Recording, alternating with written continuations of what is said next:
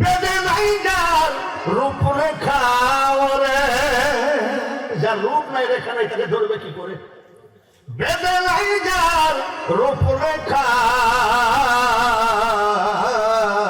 পাবে সামান্য কি তার দেখা। যদি মুর্শিদ না ধরো খোদা কেমনে পাবা জানো? একেবারে অন্ধকার ঘরে যেমন সাপ ধরা কঠিন, শরীয়তের বিদ্যা নিয়ে মওলাকে পাওয়া তত কঠিন। ফরাজি কান্দির পীর সাহেব এখনো ঘরের মধ্যে আছে। খবরদার জীবনটা মিস কল মাইরো না। যদি অথবা অতএব সুতরাং খুঁজতে যায় না, এখনই পা দুখানা জড়াই ধরে বায়াত হয়ে যাও।